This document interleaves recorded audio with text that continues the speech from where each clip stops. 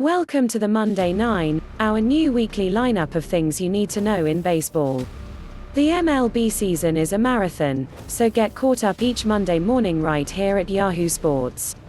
Leading off, Madison Bumgarner didn't throw a no-hitter, and that's okay. As I watched Madison Bumgarner enter the home stretch of the second game of a pair of 7-inning doubleheaders, having not given up a single hit on Sunday afternoon, I felt sort of bad for him. One of the worst pitchers in the sport in a shortened 2020, Bumgarner has finally started to look like his old self on a new team over the past few starts.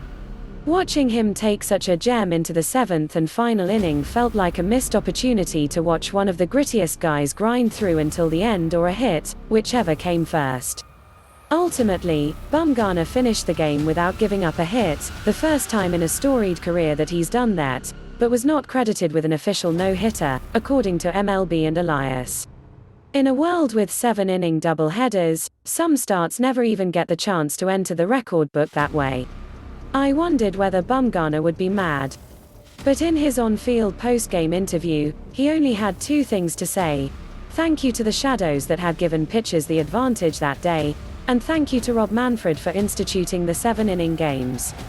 It was funny, on brand, and a pitch-perfect way to get ahead of the ensuing semantic controversy before Twitter could totally work itself up into a lather. One of the best things about baseball is the seemingly endless way the game can go.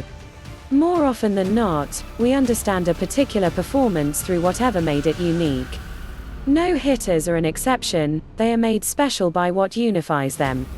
A simple, singular formula that is necessarily defined by the normal 9-inning game.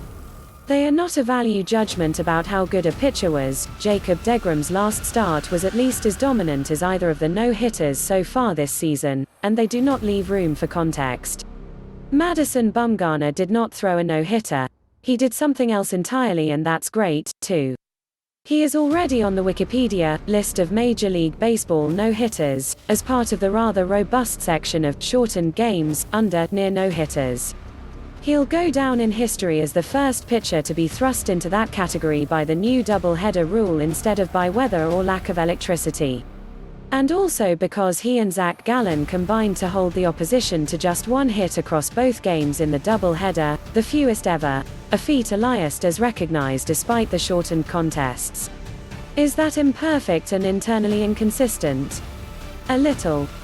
You gotta draw the line somewhere. Defining a term narrowly doesn't mitigate something that is impressive but doesn't meet that definition.